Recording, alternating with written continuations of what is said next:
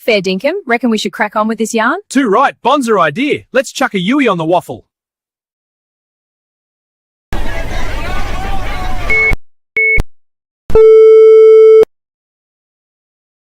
Do something bad to us, we are going to do things to you that have never been done before.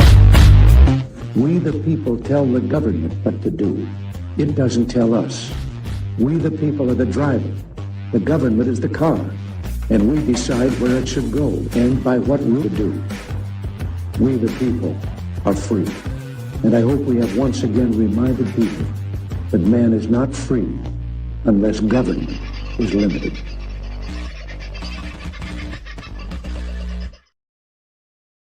Well, happy good morning to you, folks, and I trust it is a good morning to you. If you've been following the gold and silver markets over the last few days, you've probably had smiles or in maybe some cases a bit of a frown. If you were watching the prices yesterday, they ballooned up to nearly $125 an ounce for silver in Australia yesterday, and then dropped rather significantly back down to about 113, and right now trading at about 108. That is expected. It's called the dip. And if you have a few spare dollars, folks, I'd go and maybe invest a little bit of silver in there if I were you. Now, the other night, we were very lucky to get Juan O Savin join us. Unfortunately, Beckio, who joined us then, can't join us this morning. She's got a prior commitment she has to be at. But Juan's connection last time was a bit shaky. This time round, we've got him back and he has a stronger connection and he's definitely keen to come and answer some of your questions. We've got a lot of them to get through. And if you do have more questions, then please throw them in the chat and we will throw them up when we can appropriately. So let's get to it. Welcome the man to back to the stage. Thank you for joining us again, Juan O Savin, this time from, a slightly quieter part of the hotel. Yeah. That's too bad we missed out a great sunset a few hours ago. It was spectacular. And one of those rare sunsets where it just illuminates the clouds in such a spectacular way that I would have loved to have shared it with everybody. It was fantastic. So you do a lot of traveling around the world. Do you, you obviously enjoy sunsets a bit. You see a few of them. Do you notice differences in the different countries, the different types of sunsets you see? Well, I will say this, that the one tonight had a certain rarity to it. The way the clouds set, it reminded me of actually being at Caesar's Hotel in Las Vegas, and the way the clouds are. They do this rotating thing every hour where it looks like it's daylight and then, sunset and starlight and all that. It's very fun, and this was much like that. With the scenery around and theaters and like that, it was just one of those amazing moments. So I had to stop and look at it. It reminded me of so many of them that I've had on my boat in spectacular places, and missed that very much.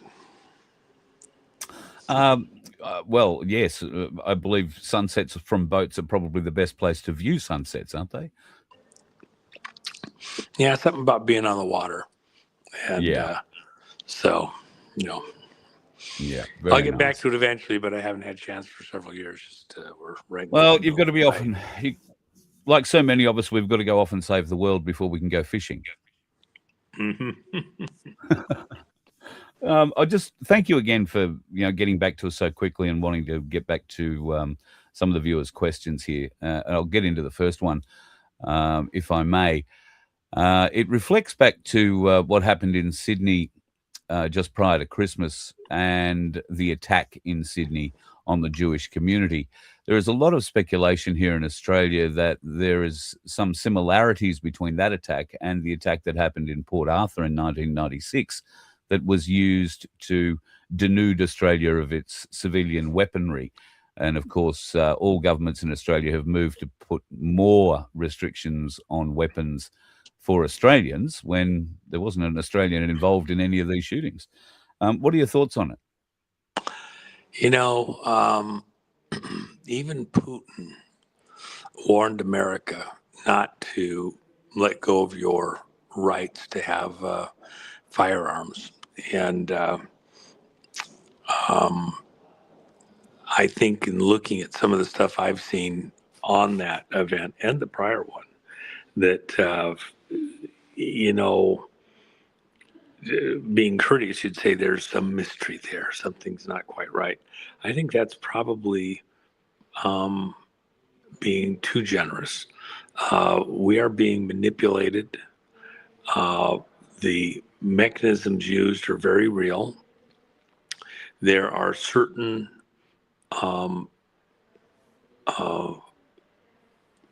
branches of government that are not accountable to the people and are being used to conduct false flags.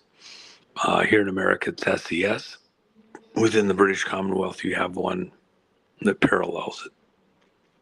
Right. It's very, very, very real, and it's very disconcerting. I believe that we will help you in exposing the one on the U.S. side, and that will have clear threads into the British Commonwealth system, and will give you an opportunity to try to dismantle that there. It will not be a simple thing. It is the belief within those agencies of government that they have the legal right, authority to control the way the people think as a matter of national security. And they that includes using false flags to control how the public moves and acts and does its next thing as a matter of continuity in government. It is an attack on the sovereignty of the people, and cannot be allowed to stand. That's why here in America, we start with our Constitution has freedom of speech first, and then the very second thing, the right to have and hold and bear arms. And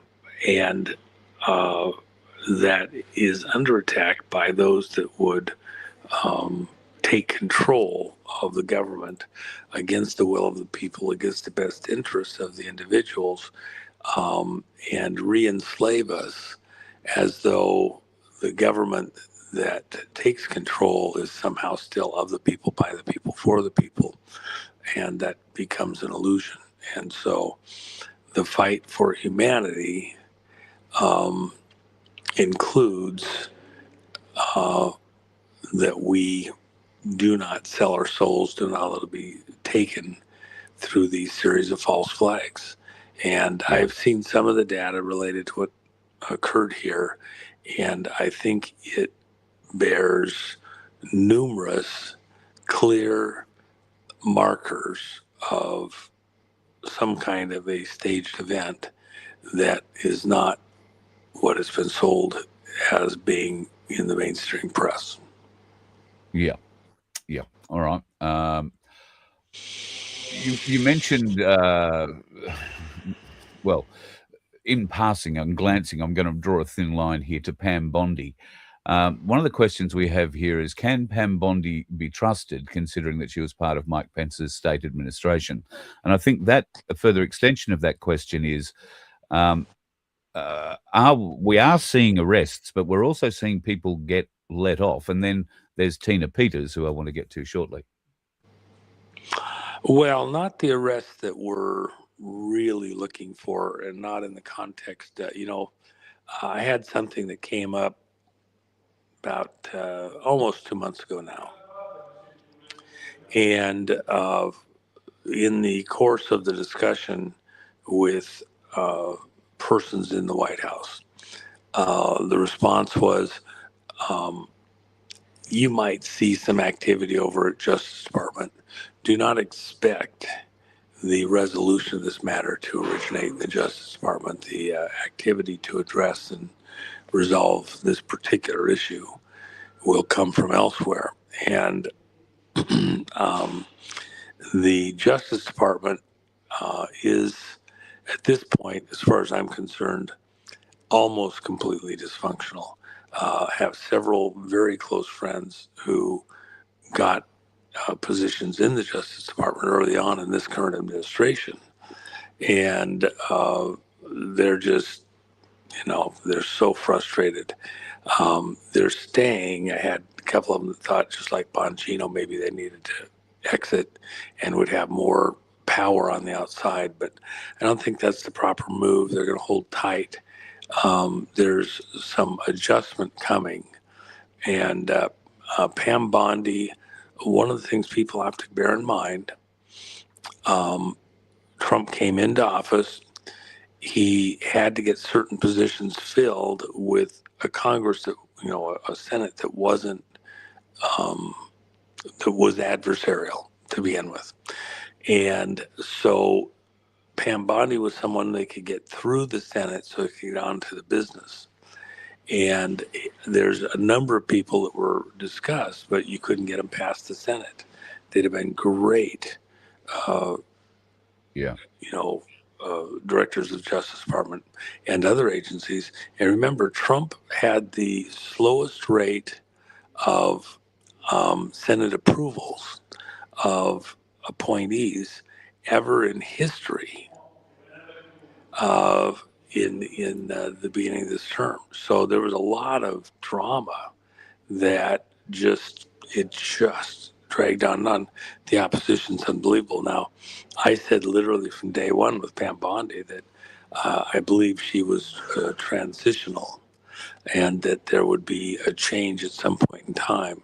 And I think we're there. Her alliances with Bush people and by extension Rockefeller people is not favorable to the administration.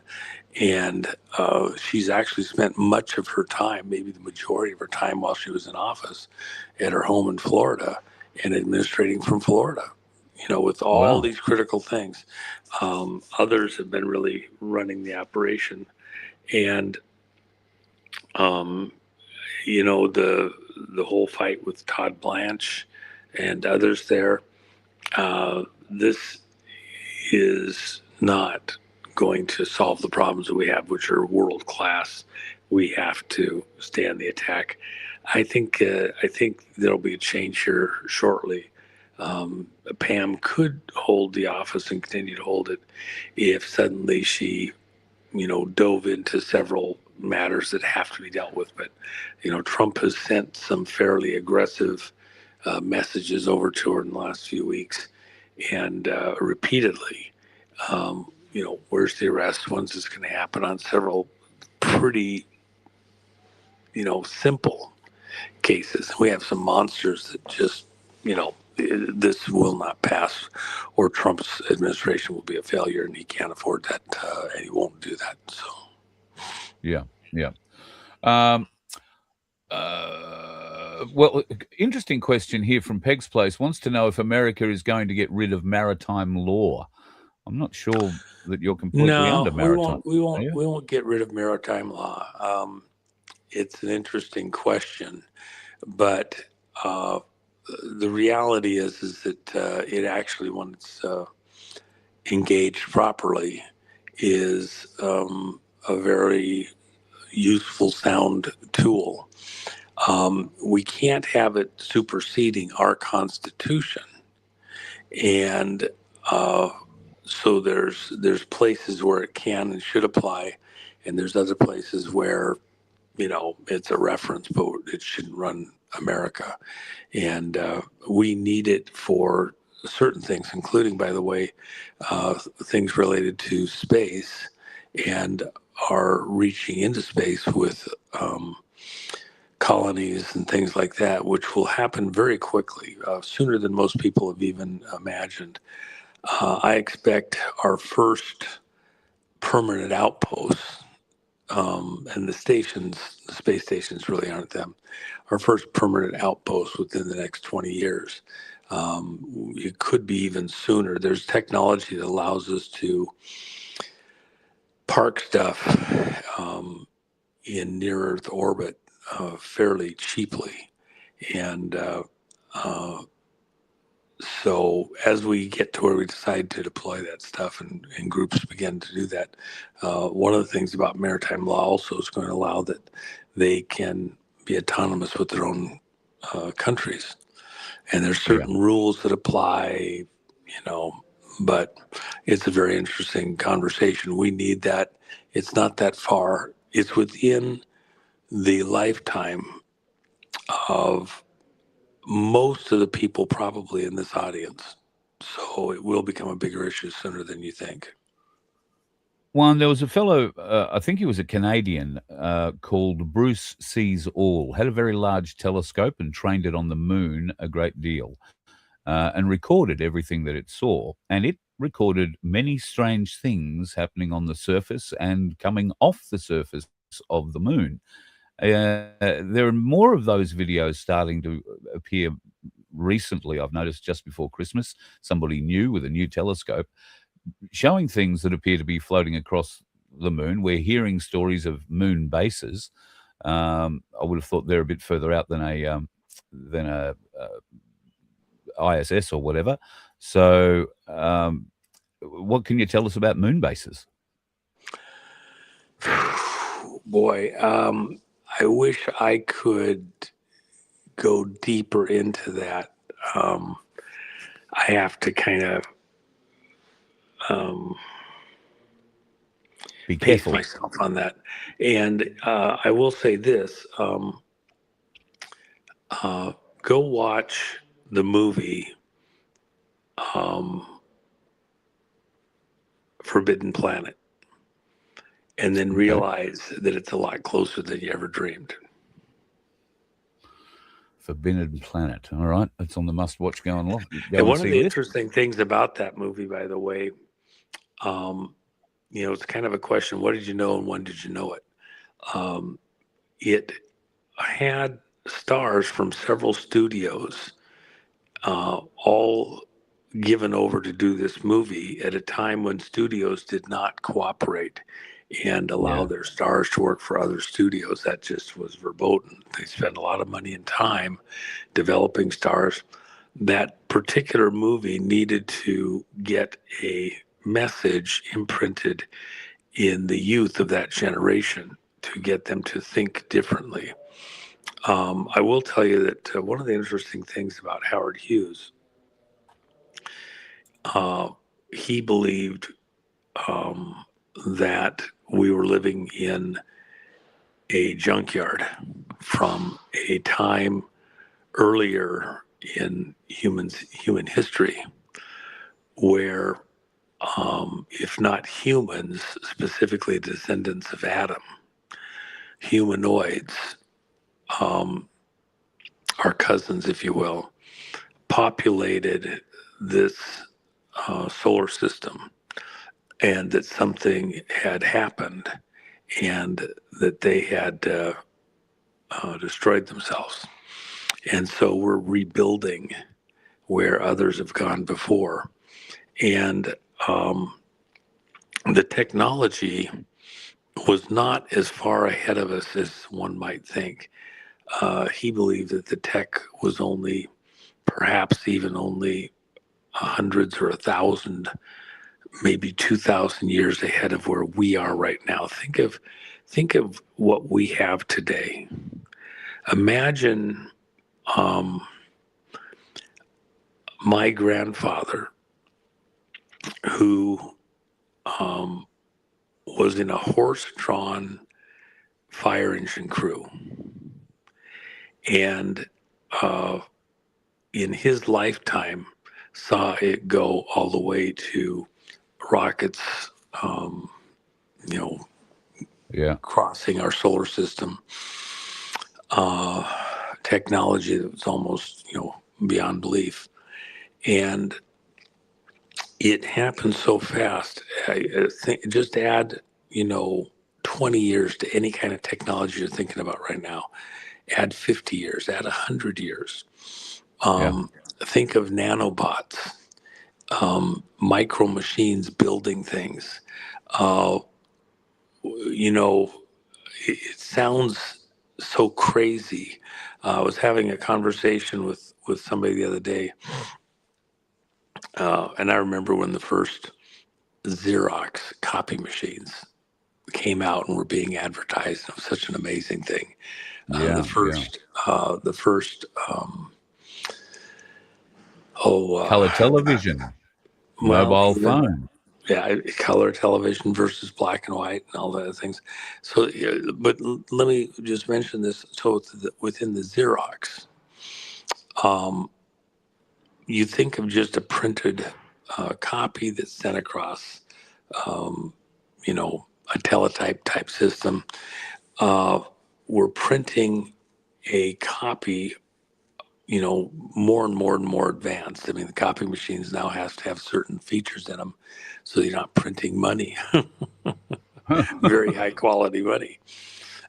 People don't know that, but there's been features in there for 30 years Yeah. to protect them against counterfeiting. And so you go out and try to pass paper counterfeits. They know exactly the serial number of the copy machine it came from. Oh, wow. And those are features in the software that have been there for a very long time. So, but think of a printer that now we have 3D printers, and they make amazing things. But a project that I had somebody that was on 30 years ago was to print exact copies of certain types of other machinery, with available materials, not just celluloid, but actual materials. So if you put, say, a something on the table, like in their case, they were doing it for testing with a 45, because a 45 has lots of things in it, and they include a bullet in there. And they were trying to get a machine to just take metallic goo, silicon, and other materials and be able to print that exactly. They never got close. They got interesting stuff, but it's only a matter of time till, say, you can take a 57 Chevy and have something duplicated, and maybe the early copies are, poor. Maybe the materials aren't exactly the metal that was in the thing, the chrome that was there, the rubber that was on the tires. But at some rudimentary level, they can print. Well, but it's like with the copies we have today, the quality of the copies is unbelievable, and the 3D prints is unbelievable. What breakthroughs in technology would allow you maybe to do something much more astonishing, say 50 years or 500 years from now? You think, oh, that's impossible. That's about 500 years from now. What would be possible? And when you have machines that are nanobots that can do very intricate stuff. I mean, I think of a microchip. When we first started with the computers, they didn't have microchips. We began transistorizing the technology, and then going to wafers and shortening the distance that the signal had to go at speed of light. The chips were too big to work efficiently, so we had to make them smaller and smaller and smaller. So at the speed of light, there was less distance to travel for the information between the various layers to record more quickly and more quickly and more quickly. And so we have, the machines today, one of the things about the movie Forbidden Planet, what were the beings recording in these massive computer complexes that they had built, 20 miles deep, hundreds of miles across?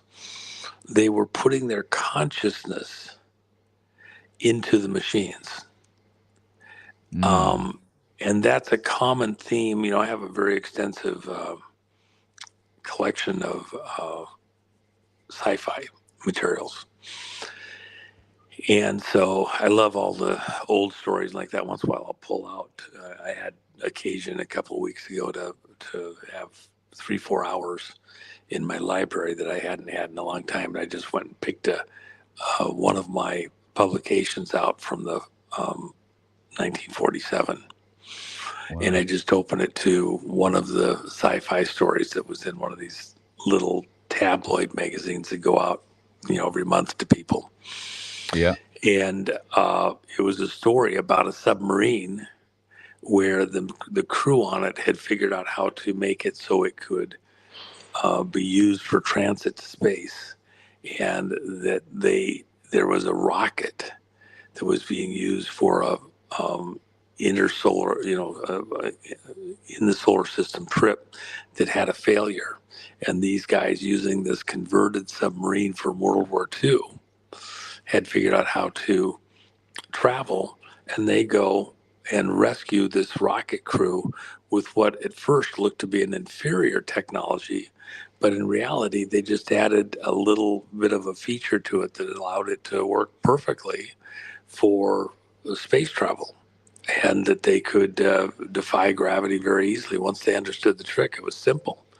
And it'd be like, today I put, I have one of my vehicles, they're putting a modern engine transmission in it that is, 900 horsepower or whatever. And this is a car, a very unusual car from the 30s.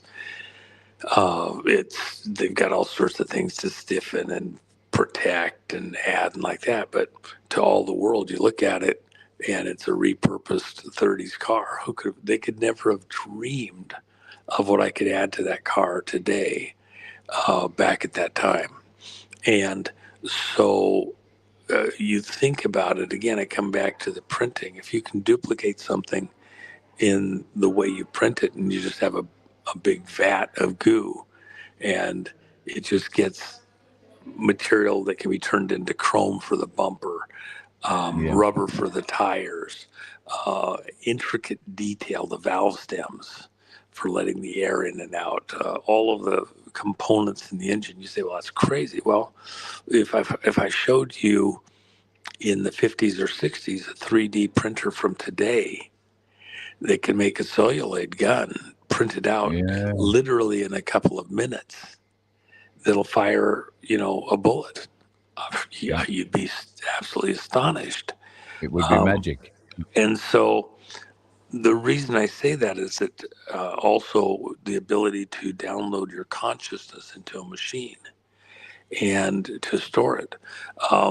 How crazy was Howard Hughes to think in those terms? Remember, it was Hughes Space Systems that sent over 30 drones, unmanned spacecraft, to the moon before the Apollo landings, and documented and photographed the early ones impacted, later ones landed on the moon and sent back information from all different regions of the moon so they could plan where they wanted to do their landing. And so whatever you think of the actual moon landing, which is somebody's falsehood related to what we were doing in the Soviet Union at the time, the reality is those landers did go, and they sent back real information.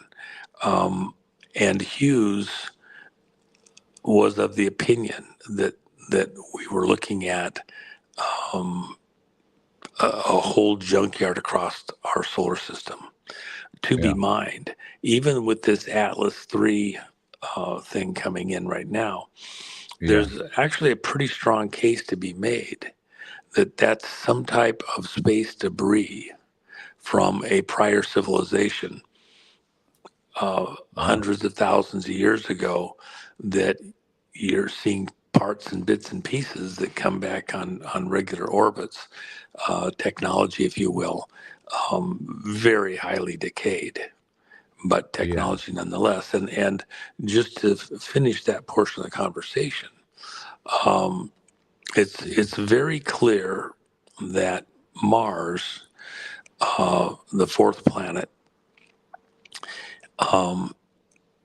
is was almost certainly a moon of a much larger planet. And that larger planet, which it was a moon of, is that debris we see, which is the asteroid belt. The asteroid belt is made up of bits and parts and pieces of an exploded planet, much larger than the Earth. And that the Mars being a moon of it, how do we know that it was a moon of that destroyed planet? Because when you look at Mars, one side of the planet is completely cratered, like somebody took a shotgun and blasted it right there, blew it right in the face. On the back side of the planet, you have this super deep tear, 40,000 feet deep, Valley Marineris. And that trench that goes across the backside, when the pressure hit the planet from this exploding planet that it was a moon of, the cratering is not like it got hit over thousands of years or millions of years by meteorites or something like that. It's only on one side. It would have been peppered all the way around. Otherwise, it looks like it was hit, and all of the debris hit it within a very short space of probably less than about 4 hours. And so on one side it's pristine, the other side is just completely pockmarked and blown to smithereens. Somebody asked a question before we got interrupted the other day. The materials under the Great Pyramid, there's a platform there that appears to be at least 250,000 years old underneath the Great Pyramid. The erosion on the Sphinx appears to be at least 80,000 years old. That's outside of our, parameters for descendants of Adam, if you will. And that there was some prior humanoid civilization, the definition of human being descendants of Adam, and we have a pretty good understanding of how far back Adam was. So was there something here before? And I think across this planet, we see all sorts of evidence that is much older than, say, the 6,000 years. So what prior civilization existed here, and did that, or parts of it go back further? And I'll add one last little detail. The highest altitude heritage site on planet Earth for the UN and heritage sites that things we want to preserve is at Mount Hermon, on the border between Israel and Syria. And at Mount Hermon, the legend is, the tale, that is where 200 landed, and they were godlike humanoid beings, extremely intelligent. And at the base, at the top of the hill, there's a religious location about 5,600 feet or something. At the bottom was the city of Baal, and had archways all around to come and go from the city. And that was a city that was known where child sacrifice was practiced. And in order to get favor, in order to get protection, the humans, if you will, went to these advanced creatures who had this city and offered their children, who were sacrificed in order to get favor, good, etc.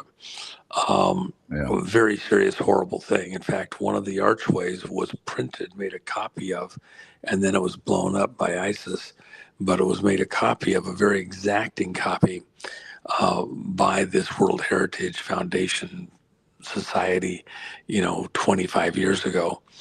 And that copy was an archway that's gone around the world. Hillary Clinton wanted to speak in that duplicate archway in a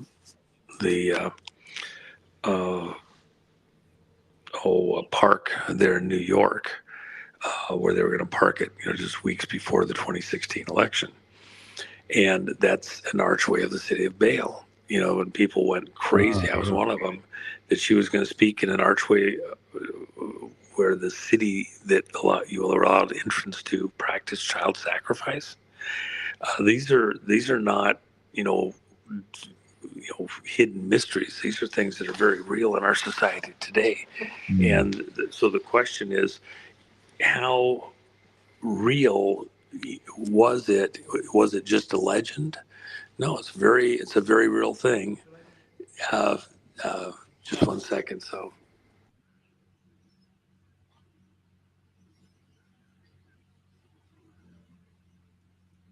everyone knows I wanted the light on. So, cool.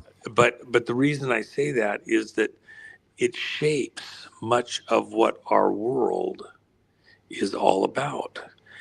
We have all sorts of hidden features that some of the practicing politicians, families, etc., the royal families believe that they're descendants of the Cain, and that Cain came from the sexual relationship between Lucifer, Satan, the devil, the green man, whatever, goes by 1,000 names, in the Garden of Eden, that Cain was a hybrid.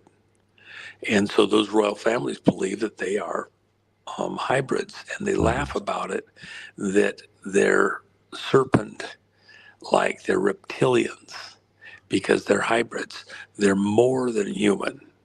And so they have the right to rule because they're more than just mere humans. That Cain was a hybrid and Abel was merely human. And so the Bible doesn't show Cain as a descendant of Adam. It shows only Abel and then Seth, and doesn't note Cain. And so, there's some point to that. So you look out at the world around you, even things like wanting you not to have a gun. Is this a control thing by people, whether you believe that what I just told you is true or not, whether the devil, a space alien, somebody alien to creation with Adam, came in, interbreeded, and their walk amongst us. Even if you don't believe that, there's a faction of our society in very powerful positions who do believe it, and then belief is the driver of action, because they believe a certain way. They believe that they can and do and should operate a certain way. And so if you don't know that, you might be fighting with one hand tied behind your back because you think everybody's the same. And there's a component of the people in senior positions around the world who seek those positions, even in the context of families, if you will, that are driven differently than you are. And they become a threat to you because they see you as in the way of what they want to do. When Hughes was looking at these things across the planet, he believed that was a big component in what was causing a lot of problems on the planet, including the wars and like that. And I don't really ever talk about it, but something that he felt was his most valued possession, he conveyed to me while he was still alive. And so I look at so much of what I see in the world in that context, that it's not what it appears to be. And one of the great places to start in understanding all of that is the moon. All right. Interesting. That is very interesting. People might want to go back and have a listen to what you just said again and have a real good think about it. Look, you've raised so many questions there, and I'm sorry I did. That moon question was one of mine, and I didn't realize that it would take me down this rabbit hole, which I'm a bit excited to. And if I go down that, I won't ask these people's questions. So I'll go back to the folks' questions. Can you enlighten us if it is true, or was there a rumor Australia was in the process of being adopted, if so, by the lawful Republic of the USA or the deep state? any truth to any of it?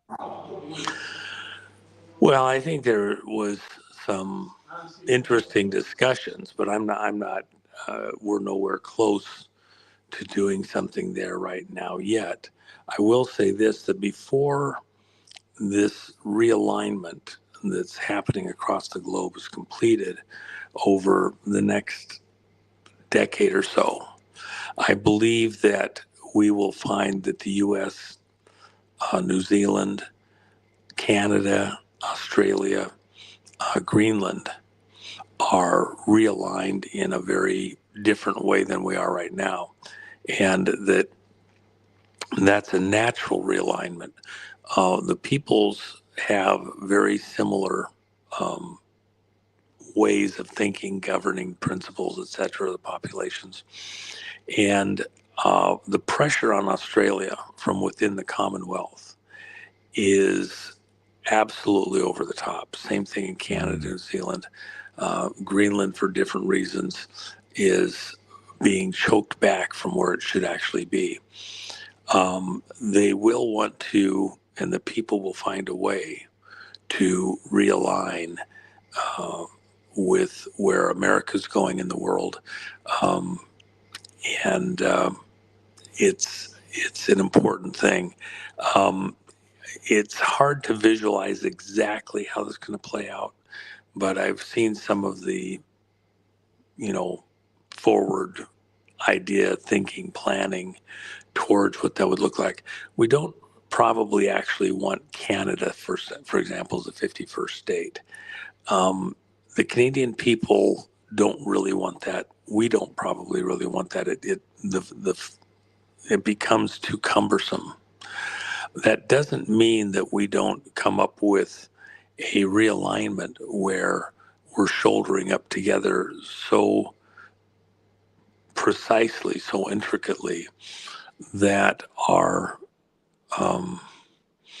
populations drop a lot of the normal interstate borders, connections, etc., technology for ID and things like that would allow us to have a much more transparent border than we have right now. We're actually hearing that happening with Australia, between Australia and New Zealand, that won't be too much longer. We won't need a passport to travel there, that we're basically all cousins anyway, and New Zealand used to be part of this big part of the world anyway. Well, there's, this idea that you divide and then conquer, and that you need to keep populations some level of friction but the reality is we need the trade. We need the ability to move more freely. Our populations already transit very readily. We're very much like-minded within these four countries. And therefore, even other territories of the U.S. do not mesh as well, let alone the security interests and the business interests, as it does between the U.S., Australia, New Zealand, Canada, and Greenland. And so it's a natural evolution. We already have, we have some of our most secret bases on planet Earth right there in Australia. Yeah. And from an economic standpoint, Australia really needs the U.S. within its operations. The way that Australia is being treated within the Commonwealth is absolutely, it's, atrocious. You're like a slave state. I don't know if Australians see it that way or not, but that's the way it looks from our business relationships and from the outside.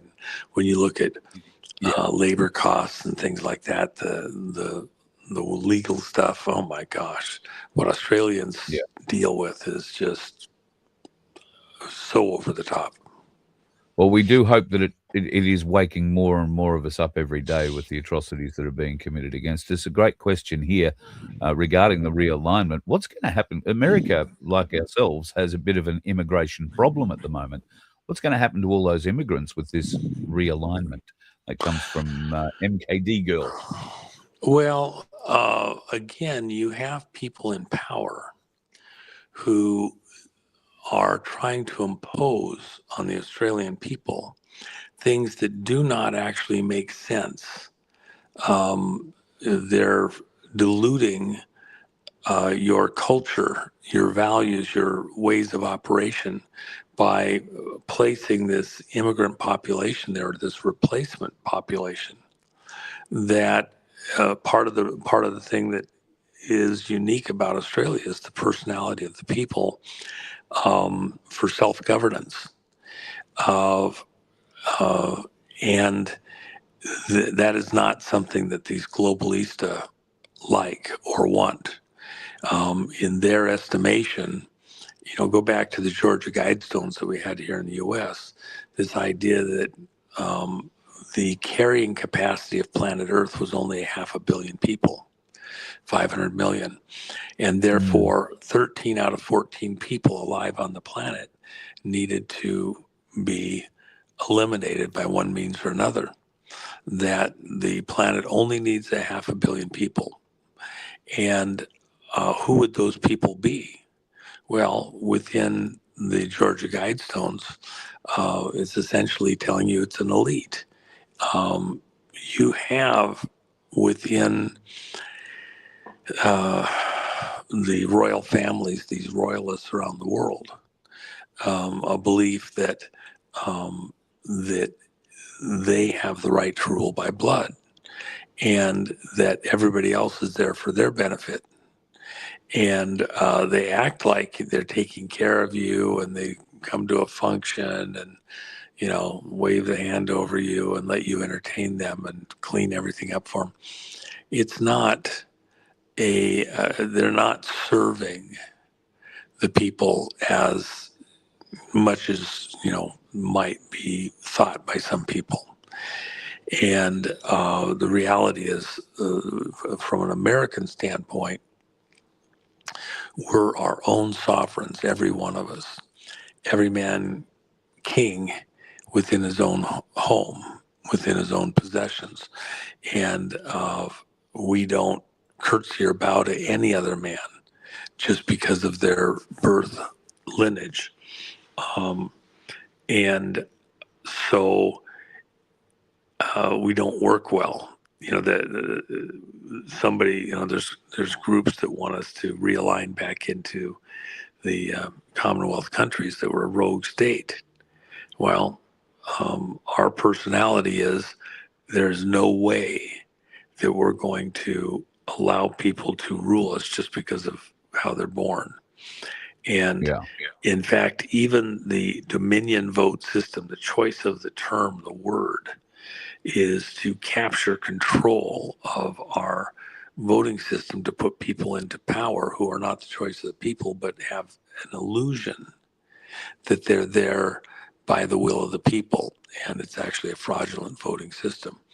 What you're about to see in America for the next several years is the greatest upheaval ever within leadership, rooting out all of those people that were put into power through vote fraud and machine voting system fraud, all the different ways that could have happened, and trials, including tribunals at Gitmo and other locations. We're going to show the world how this can be done. And then the people that were doing it, led in many ways by people that hold government positions currently, especially within the intelligence community, we're going to root them out viciously. We are going to rip them out of power in so many different places, so many different ways. And the people that we have in protective custody here in the U.S. right now, their affidavits, their statements, their documentation, their records that they've kept show that they flipped the vote in 71 countries plus the United States, over half the population of the world. It's is amazing. now living under government dictate and rule of people who were not the will of the people, who were there through fraud, counterfeit votes, more powerful than counterfeit money.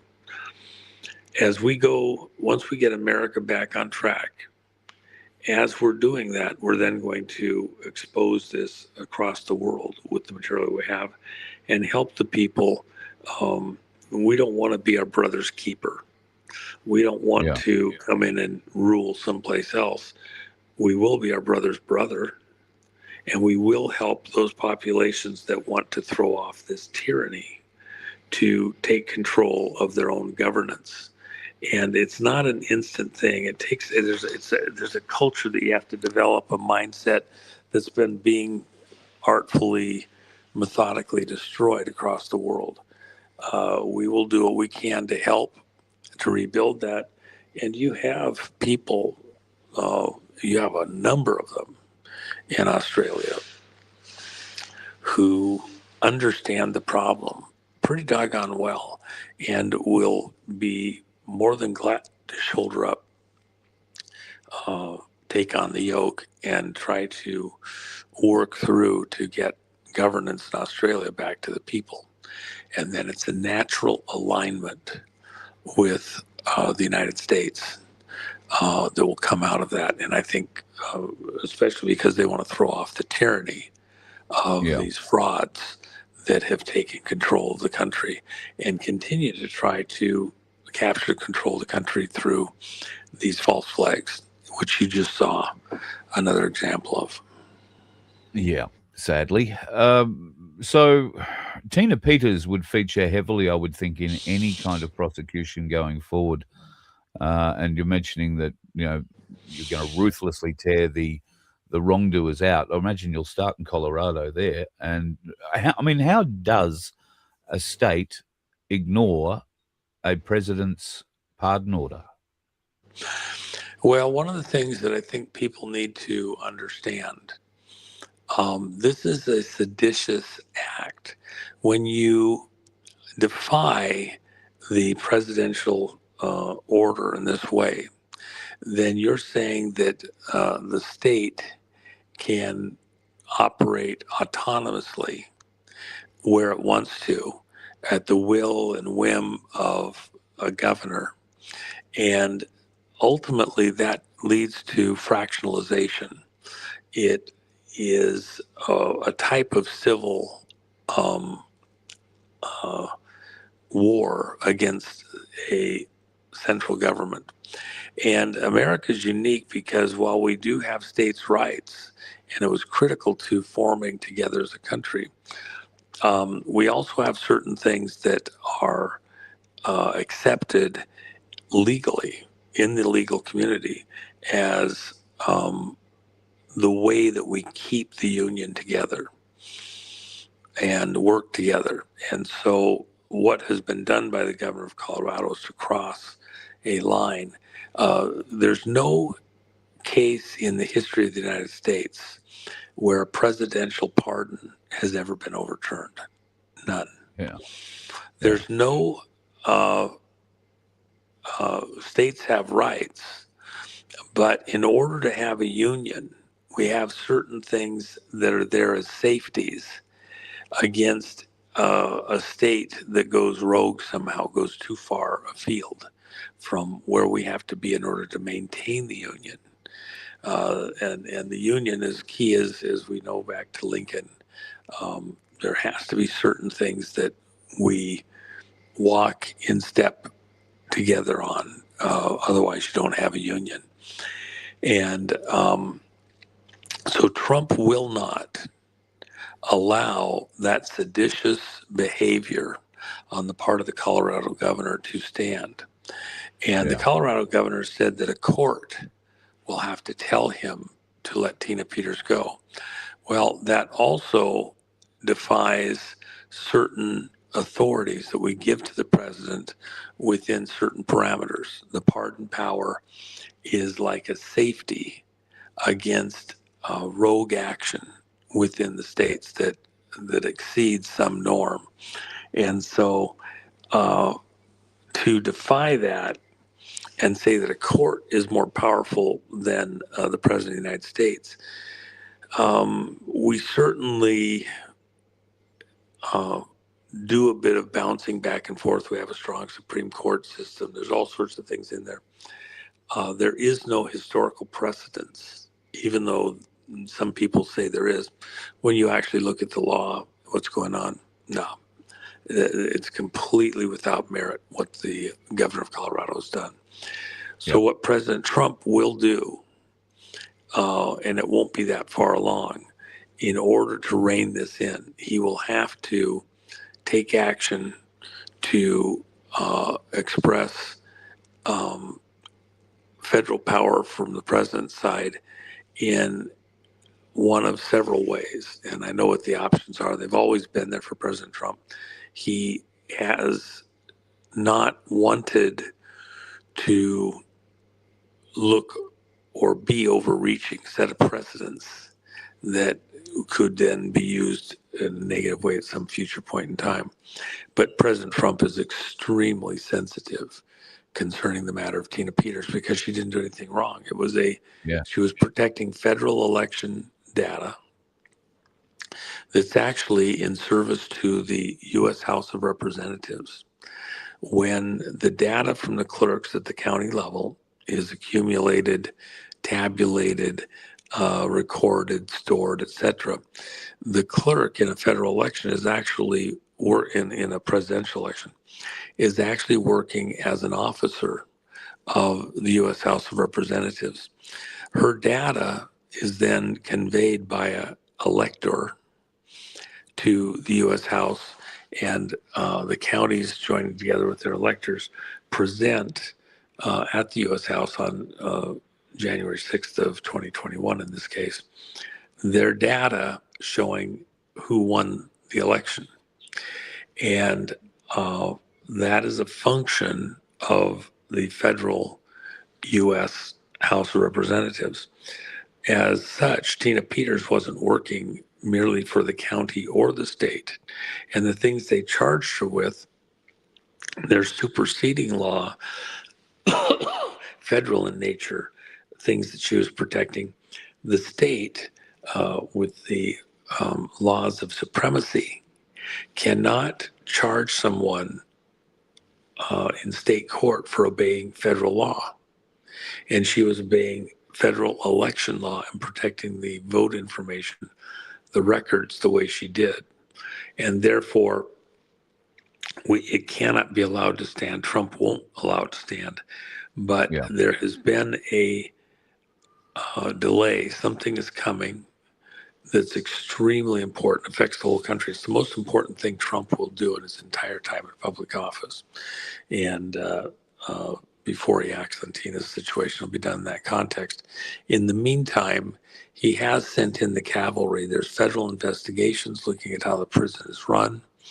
They have improved Tina's situation dramatically because they know that heads are going to roll, and some people might even be charged criminally for the way prisoners have been being treated in Colorado, including Tina Peters. So that's far from done.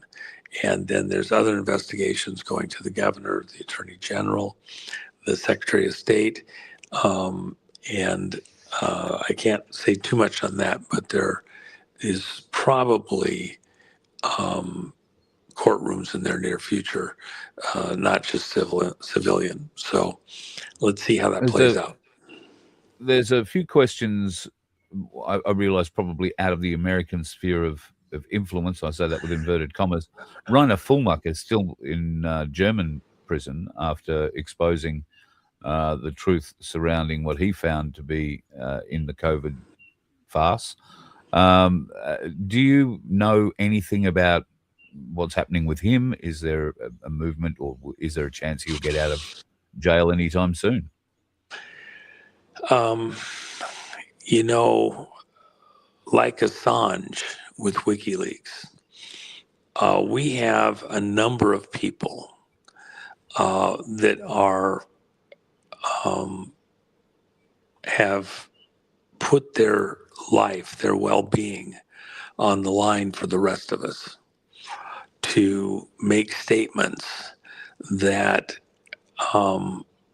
imprint their life energy on the marble of this earth in ways that it's indelible. It'll be here for generations and generations. And we should, take some moment of repose and consider those lives that have been put on the line, being in prison for justice sake, on a righteous cause.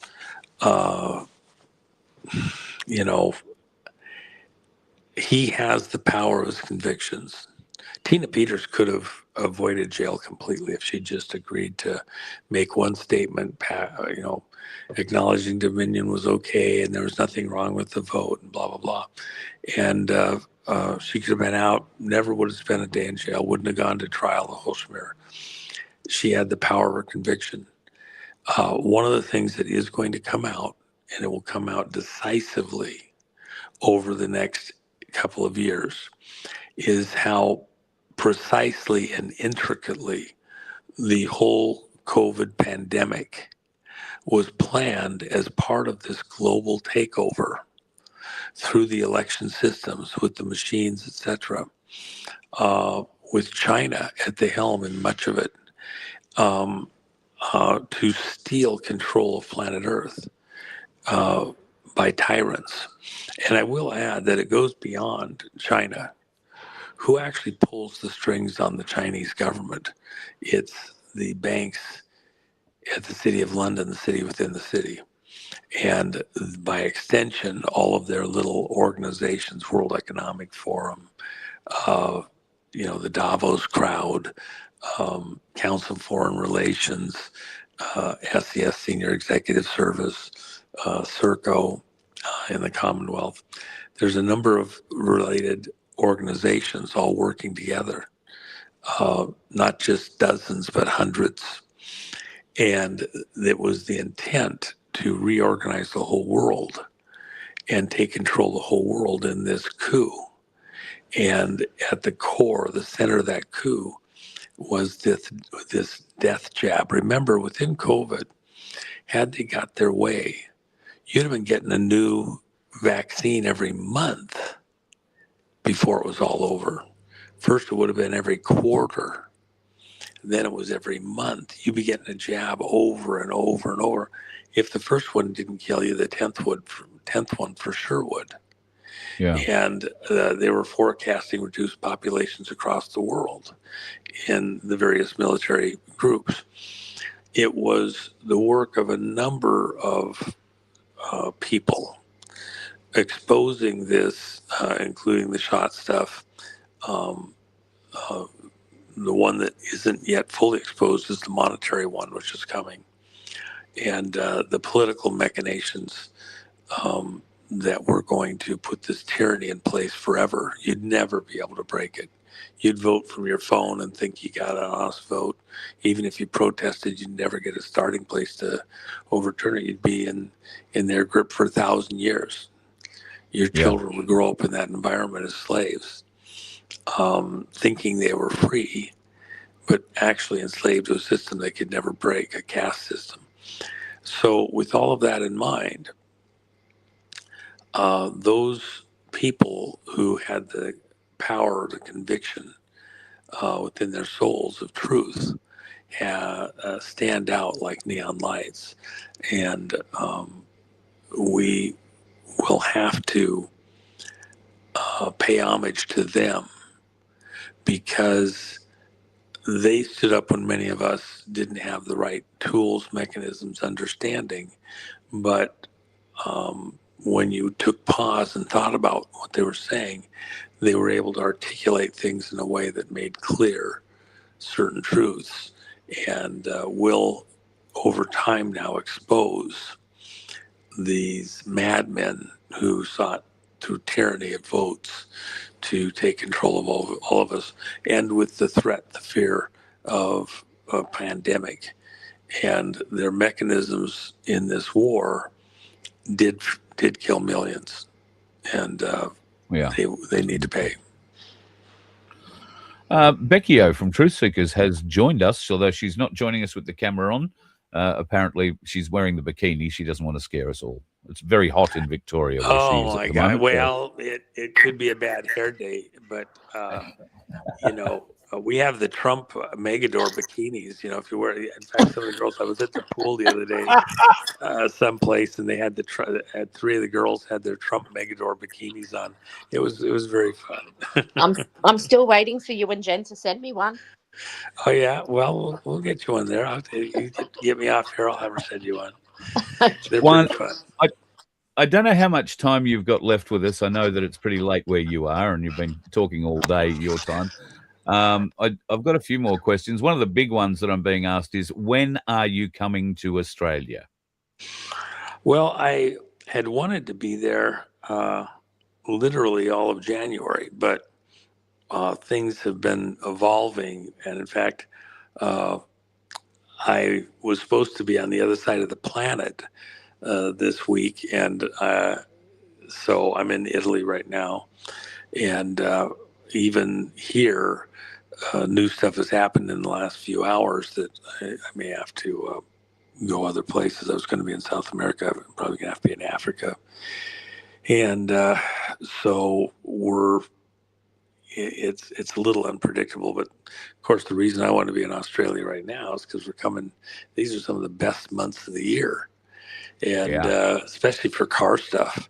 Oh my gosh, February, March, into April. I think Samaritan has just started in Canberra this weekend, so there'll be some of the biggest alcohol-powered cars in the world there this week, doing all sorts of madness. Well, I enjoy my cars. I have quite a few, and I have some nicer. Some of them are, a number of them are unrestored. But I have them because at some point in time I have time. I would go in and restore them, but they're very rare originals and like that. I have one that I just acquired, and it's a one of. It was the only one ever built, convertible within a very particular marquee of cars, and it was a factory built convertible, very, very, very rare, and to get a factory to build just one car of one particular type, even though you have an assembly line and all the other stuff. This was a post-war thing, and I'm very excited about it. And but now getting a chance to actually work on it and play with it, that's a ways out. So you'll have to bring pictures we'll when get you the world come. under control. But I was hoping to come down to Australia and bring something home with me. Yeah. Well, we I still think want you you were to come going down. to adopt me, weren't you, Juan? You were going to take me and my family back. There you go. Yeah, We'll get a motor home and throw you all in the back and smuggle you in. Praise the Lord. I've got the motor home. Do you reckon you can put that in a container and send that over there too? I could help with that. Well, years ago, a bunch of us put our Mustangs into containers, shipped them down to Australia, and drove around to Australia. So that was very fun and unique. And I don't know if any of the guys are still around that did that back then, but that was a very fun thing. And somebody's popped up in the chat and said, when you come back, you'll be able to climb Mount Warning again. That indicates you've done it once before already. Yeah. Australia is one of my favorite places, and as much as anything, it is the people. We are kindred spirits. There's a certain maverick independence. Americans did their own walkabout when they settled the West. Australians did something similar, and we have our indigenous populations that may not have gotten the respect they needed to back at some earlier time, but more and more every day, we see the genius of some of what's there, and kind of embrace each other as brothers. That there's a need to fix a lot of these problems across the world, by working together. Whatever happened in the prior times, all right, well, at this point, we got to work together. So, yeah. Beck, have you got any questions? Oh. No, I was just waiting for Juanito to come down to Australia. I had some big plans for us to go on some car journeys, but we can wait. We are patient. I do have questions about your boots. One, people want to know if you get your boots custom made or you just buy them in a store when they strike you as a good pair of boots. And more particularly, what size boot do you take? I have a feeling you might be getting a gift. Well, I will tell you that I've had custom boots made. There's a great custom boot maker in Houston that is very, very, very famous. And they go to quite a effort to, make the, the materials to work your boot around to custom fit your foot and all that. And so I've had 2 pairs made by them, and they're very nice. But I will tell you that there's a particular brand that I personally prefer, and that's Lucchese. There's different types of boots that people wear. I personally prefer a pointed toe, and always have. And the square toes, the rounded toes have very important functional stuff on the farm and like that. I prefer a pointed toe. And so a little bit more of a dress boot. And then I've probably got, a dozen pairs of boots that, as much as anything, because I travel so much, if I'm, back at the shop or something, I'll pull out something different, just wear something different because I want to. But for the travel, I have a pair of black leather, very soft leather. They kind of form nicely and they're comfortable for me. Respond to the heat in the shoe real nice. And that I wear more often, it seems like, than any others. And I've had to resole them twice just in the last couple of years. And a good quality boot can take a resole and do just fine. And I've got, different, the gators and the ostrich and snake skins and like that. But just for practicality and durability. And then, they do some custom stuff out of Lucchese. So there's a particular store that gets their customs down in Williamsburg, Texas. And so when I'm there, that's where I have a number of friends that live and reside there. And I'll wander down the shop, see if there's anything there that looks unusual or nice that fits. And pretty consistently, shoe sizes vary all over the world. But 13s are pretty much seem to be right. 12 and a half sometimes. I bought a pair of boots in Italy. Last trip I was here several months ago, and they didn't seem to hold. I have to wear them every day to get them to kind of settle down and let the shape kind of work. And when you don't wear them every day, almost, it's a project for a day or two to get them to want to settle down and fit nicely. So boots. Every one of them's a little different. That's the Lucchese ones seem to hit all the right numbers for me, and they're reasonable price-wise. You can spend incredible amounts of money on boots. I mean, just unbelievable. And you can get less expensive boots. The Lucchese's seem to be right in there and do a good job. And, I'm sure there's other boots that are great too. It just happens to be the ones that, for whatever reason, seem to work for me. I've never promoted them. They don't get any money. I don't get get anything for saying that, but that's just the way it is. I think Lucchese is the one that I like the best.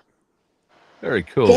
There is one how much- question, Carl, Sorry, that a yeah, lot of go back. people, a lot of people in the movement who have been listening to you for a number of years, they would like to know a little bit of history about who Juan O Savin is. Is there any way you might be able to inform? I know some of it you can't say, but yeah, I mean, the short version is earlier in my life, I ended up being in some unusual situations, and one thing led to another. Eventually, in the latter part of the Reagan administration, second term, I was asked, because I'd been injured on something and so wasn't able to maybe do some of the more aggressive things that I'd been doing. And so literally I was in a hospital bed recovering, and the guy the next bed over said, it's a little more involved than that. Somebody was visiting me, and I wasn't put in the room with this other person for just happenstance. It was on purpose. I didn't know it at the time. And then having seen the interactions like that, I was invited to do something else, participate in another project. And that ended up being to do the work to ultimately take down the Russian ruble. That was a latter stage in a much bigger project to take down the Soviet Union. Reagan began that project with bringing down oil prices globally so that Russia didn't have oil to sell into the world, and therefore couldn't get hard currency to do its wars and all of its mischief all over the world. And then there was all sorts of things challenged him to a technology race, weapons race, SDI, Strategic Defense Initiative, was about getting the Soviet Union to spend a bunch of money they didn't have while they were trying to run a war in Afghanistan, another one in Nicaragua, and all sorts of mischief support Cuba. They were just too spread out, not enough money coming in, and broke their back financially. And the final step in that process was the takedown of the ruble. And we were buying rubles, and they looked super smart because we were sending Western currency into Russia, into the Soviet Union. And then when we returned their own rubles to them, nothing was counterfeited. And we sifted those rubles back into the Soviet economy. Within a very short period of time, the value of the ruble went down by 40%. And that caused a collapse in the Russian economy, brought down the wall in Berlin, and collapsed the Russian government. And so I was in a very intricate place during those operations. And I did other stuff as a courtesy at different times.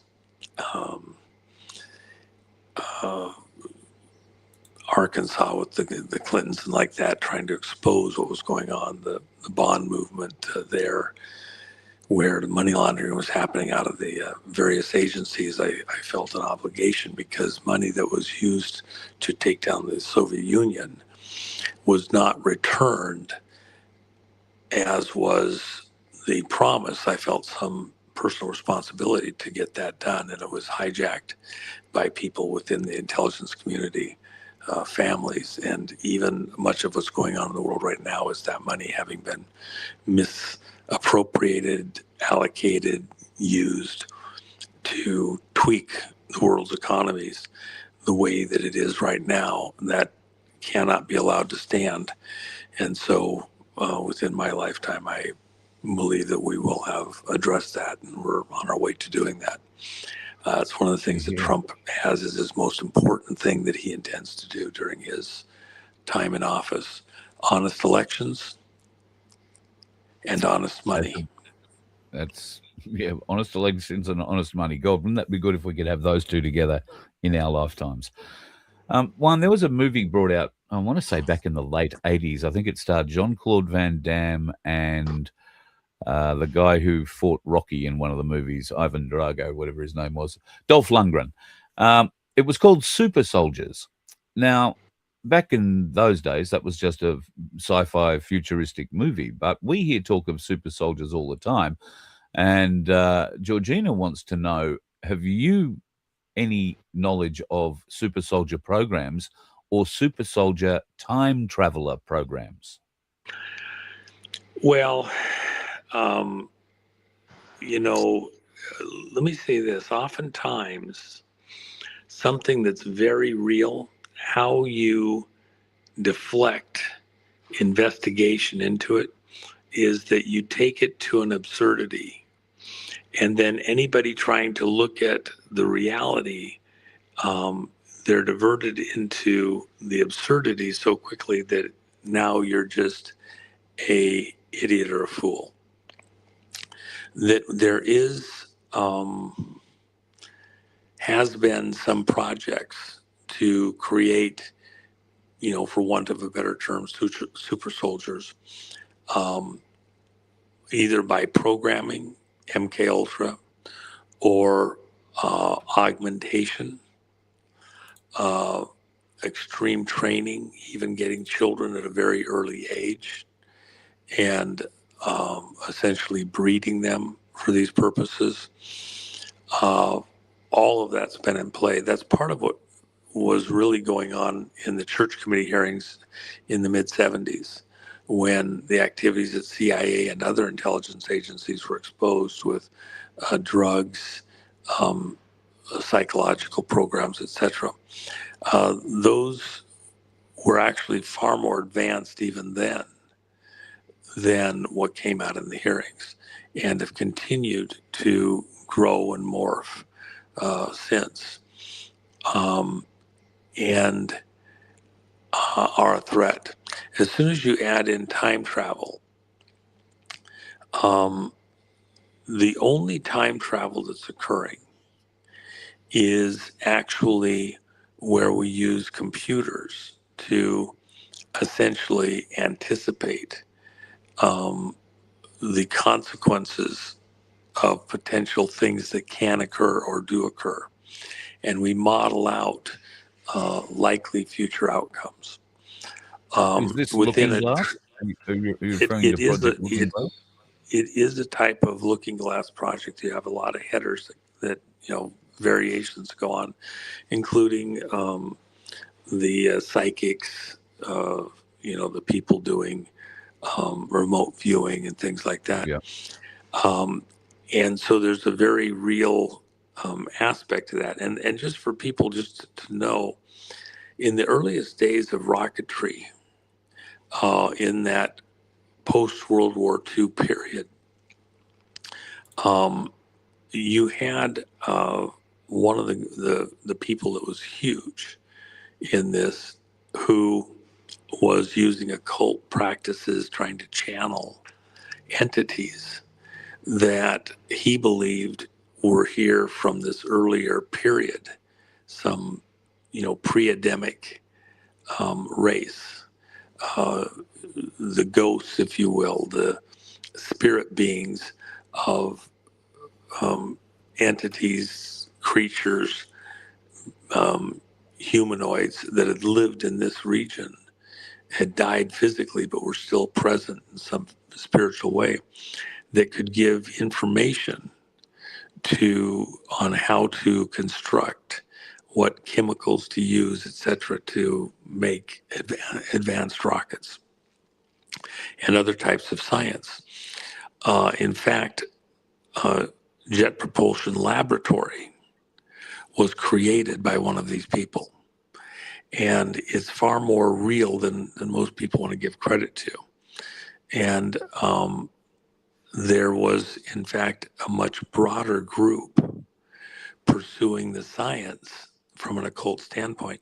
Even in Germany with the Nazis, you had several secret societies in Germany, all the way back to the turn of the century, that were examining, supposedly channeling dark forces, demon energy, the Vril Society and other things similar, that believed they were getting guidance from entities that were ancient concerning advanced technology. Even if you look at the movie Indiana Jones, the first one, they were going to remote areas of India to try and find ancient technology that they could use in the war. Now, that might sound extreme to a lot of people in the audience here. Let me just add that we know now that something the Nazis knew at the time, there was 2 locations in India where there were isotopes that could not exist through natural processes that are the product of nuclear detonations. And so those 2 cities in ancient Indian lore tie to their religion, where they were sending beams of light out and destroying cities. Oppenheimer quoted the Indian scriptures when he said, "I am made like God, a destroyer of worlds." And that is the quote that he famously said at Trinity site when they blew the first bomb as a test. And so the Nazis were looking for these sciences, information, which they believed existed previously and which they just had to relearn. The same thing as Hughes also believed. So we have ancient technology right here under our feet that we probably don't fully understand even now. And we are trying to relearn something that was known in some previous era. I imagine that could be a fairly dangerous occupation, trying to figure out that ancient technology in some cases too.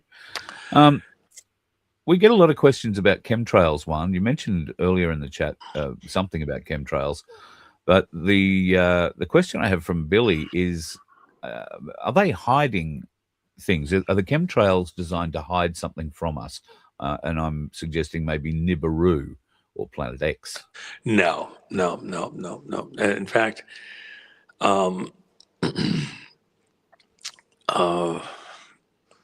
creating a hazy area above the Earth and all that, we can see through that pretty well with layering techniques. In fact, when you talk about the guys with the telescopes looking at the moon and other planets, what they're doing is they're taking dozens at least, if not hundreds of pictures, and the clearest of them through an atmosphere that's going in and out of focus, layering them one on top of the other and getting extreme high definition. And I'm extremely familiar with all of that technology and have been for a very long time. And so we see a lot of things. The idea that we have other planets.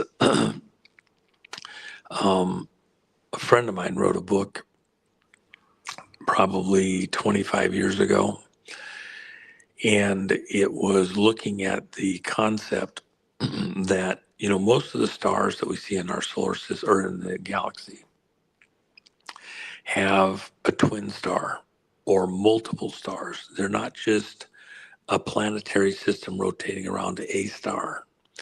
They are stars that are interlocked in binary orbits, at least one other star. You can have multiple suns where they're in some kind of a dance, coming closer to and going away from each other. But the binary is the most common. The belief is, and there's if you look at the Voyager spacecraft, one of the things that's been going on that's not talked about in the public, the trajectory of both Voyager spacecraft has been deviating from what we expected it to do. And there's a zone out past, Pluto, if you will, where the dust, excuse me, is very thin, but it's within the gravitational pull of the sun. Oh, right.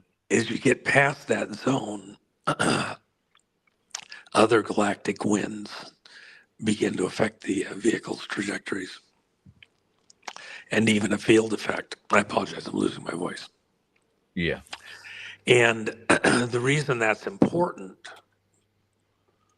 is because the question is, as you look at the extreme edge of the sun's influence on the particulate matter on this plane of planets, they're relatively flat. They're not orbiting in all different directions.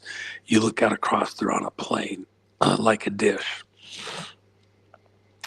And as Voyager, the two Voyager spacecraft are reaching the edge of that area of influence, they're getting into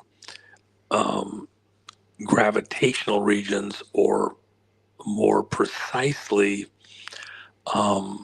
field effects that are causing their orbits to, or their direction of travel to deviate slightly. Tells us there's other influences on them and on the very minuscule amount of material that's out, matter that's out in the areas where they're at. Flow, if you will. What has some of the best science I saw in this, and it was really almost 20 years ago now, and the spacecraft are much further out now than they were then, supported the idea that the way that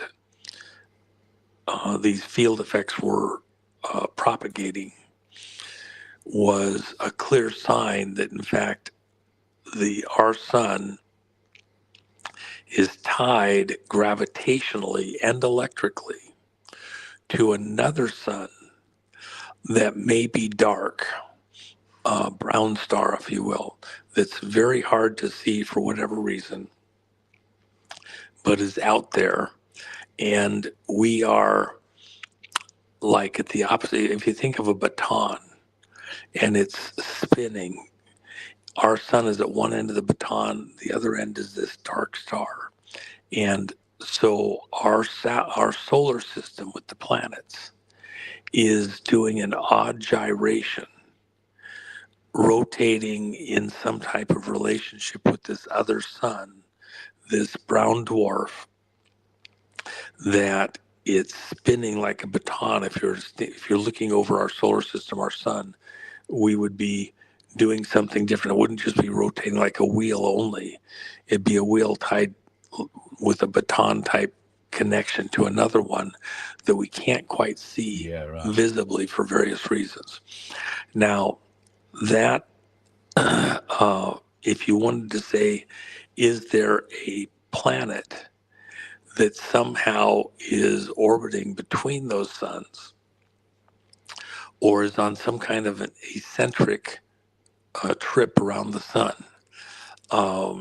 that goes way out, it's dark, it doesn't reflect much light at all, you got nowhere to look to see it, and it comes back in by Earth on some kind of repeating schedule. That's kind of the Nibiru thing. The other side of it is it actually that I use the idea of a baton, but it's not totally that. It's some kind of an eccentric, or not circular would be eccentric orbit that's very extreme. And it comes back past the Earth, past our sun on a periodic basis, and that it's not just another planet. It's actually a small sun. As it gets closer, as the field effects between our sun and that planet get closer, it can flip it on, like a light switch. Yeah. So I understand. One, we might take the opportunity to let you go and gather your breath. It is pretty late in your part of the world, and I'm sure there would be a medicinal glass of Italian red wine there somewhere that would help your throat tremendously, should the opportunity present itself. And unless Becca's got something further she wants to add, I do have a few other questions, but I can hear your being a bloke who's used his throat until it's been dry on numerous occasions. I know what that's like, so I don't want you to struggle through it. And we can let you head off and go and have a bit of a sleep or catch your next flight, whichever way that works. Of course, and I will look forward to getting to Australia. I want to spend time with you folks down there and enjoy it. Bring my bride down there and let her see what it's like, and enjoy all your hot rods with you.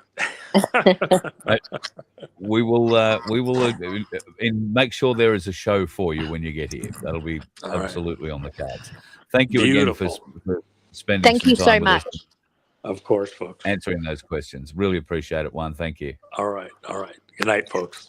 Thank you. Good Bye night, bye. mate. Juan O Savin, I think we've just about talked him out, Beck. He's been going well because he came on a little earlier than expected, and we had a bit of a chat for 10 minutes or so before he arrived, before we did the show, and he said he'd been talking and doing these sorts of chats all day, and I have no idea what time it is in Italy at the moment, but I thank him for spending an hour and a half with us. I think I got through just about all the questions.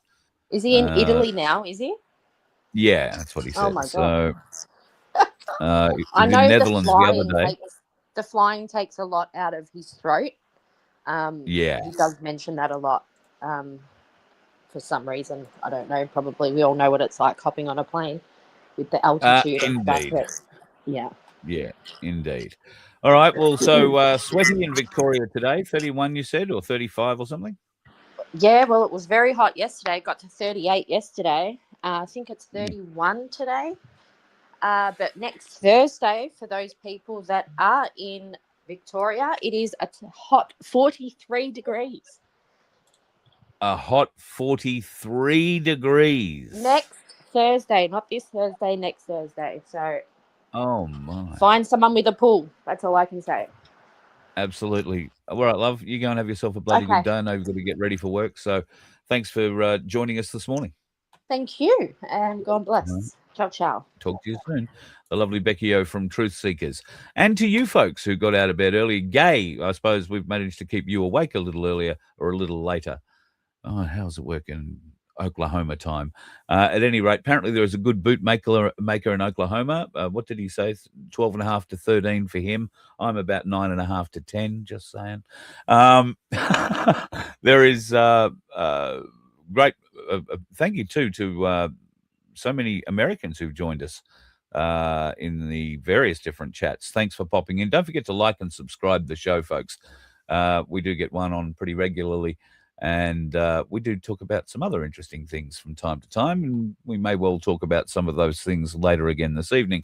For the moment, though, I'm going to let you go off and get into your day, and I'm going to go and try and get off and go into mine. So enjoy yourself for the rest of it, folks. And remember, if you are out there on the roads, there are dickheads about. Avoid them at all costs. You let one ant stand up to us, then they all might stand up. Those puny little ants outnumber us 100 to 1. And if they ever figure that out, there goes our way of life. It's not about food. It's about keeping those ants in line. That's why we're going back. Does anybody else want to stay? Let's ride!